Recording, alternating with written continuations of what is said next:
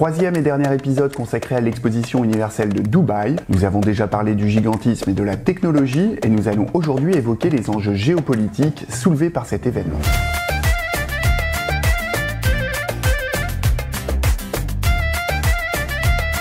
L'exposition universelle de Dubaï se déroule pour la première fois dans la région MENA, c'est-à-dire l'Afrique du Nord et le Moyen-Orient. Et c'est également la première fois que presque tous les pays africains y participent. L'objectif pour eux est de faire découvrir leur culture et d'encourager le tourisme. Ce qu'on voit surtout à travers cette exposition universelle, finalement, c'est que l'ensemble des pays sont acceptés.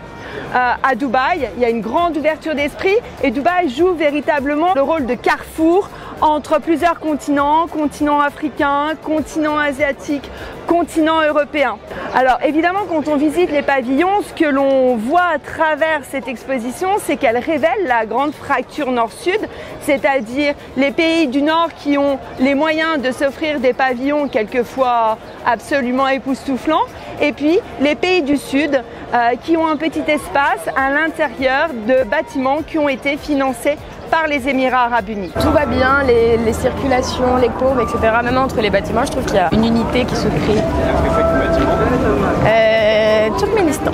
On a mangé grec, on a mangé italien, on a fait Japon, on a fait taïwanais. Cosmopolite. On a fait tellement de choses que j'arrive pas à me rappeler de tout, quoi.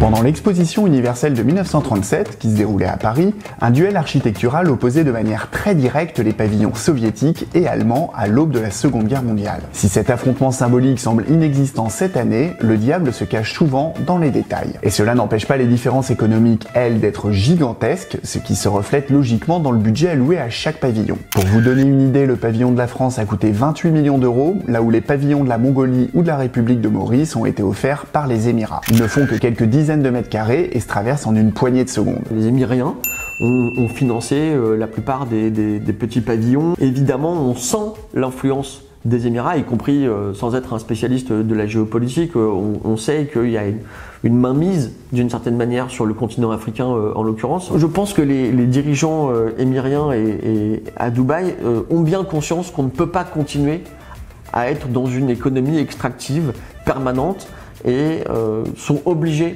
d'aller vers du soft power. Alors évidemment, ça pose d'autres questions.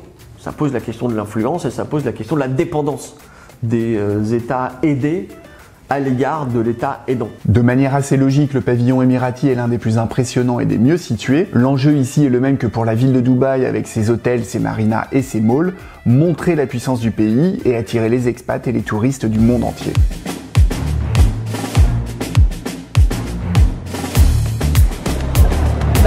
Je sais pas trop à quoi m'attendre, j'aime beaucoup l'extérieur du bâtiment. Sur le ticket, il parle d'expérience, donc j'imagine que ça va être sensitif, immersif.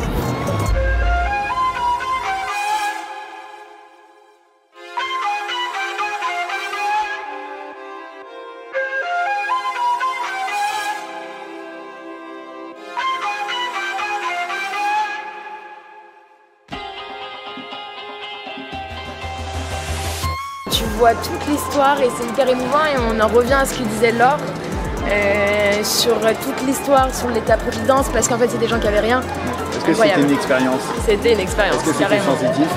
C'était sensitif. On était plutôt juste. Et voilà le Serge. Et bien voilà, attends.